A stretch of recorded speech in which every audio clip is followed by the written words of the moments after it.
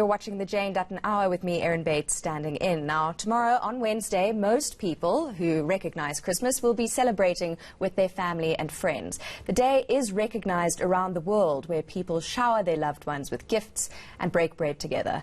But for some, the festive season brings immense anxiety and depression, as many people may be spending it alone or far from their families.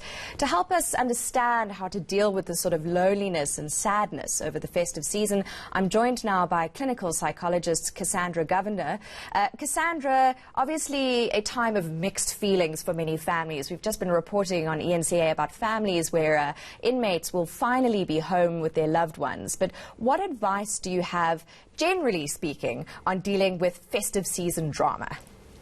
Sure. So I think the first thing is probably that we need to be preparing. So with all the challenges that come with the festive period, it's something we should be thinking about way in advance and preparing towards the day. So making a list of things that stress us out, trying to get a sense of how we're going to cope with that list, what support do we need to enlist, what plans do we need to make to ensure that, for example, we don't overspend if that's something you're concerned about. If it's relationship challenges, how are you going to manage those? So I think planning is key when it comes to these kind of things.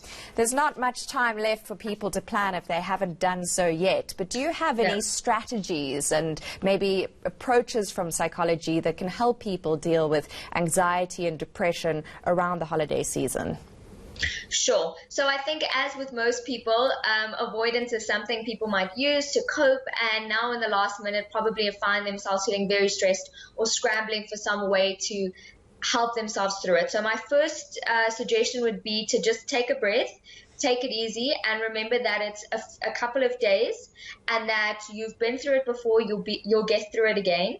The key is just to try and get through this period with the least amount of distress as possible. So that means if you need to take a time out, like you need to walk outside in the garden for 5 minutes, if you need to drive to the shops, if you need to go and just take a bit of a time out to breathe and take a second for yourself, then please do so in that period.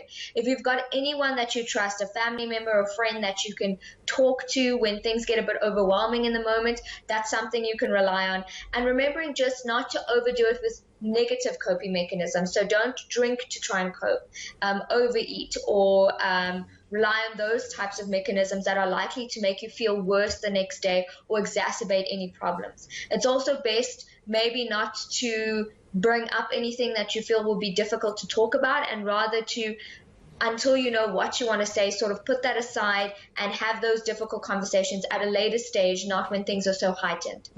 I'm glad you've mentioned financial pressure, because of course for many people that is something that comes to the front over the holiday season, whether it's because parents are taking children out on all sorts of excursions or getting lavish Christmas presents, but also the kinds of responsibilities and pressures that come from just planning, hosting family or going somewhere on holiday.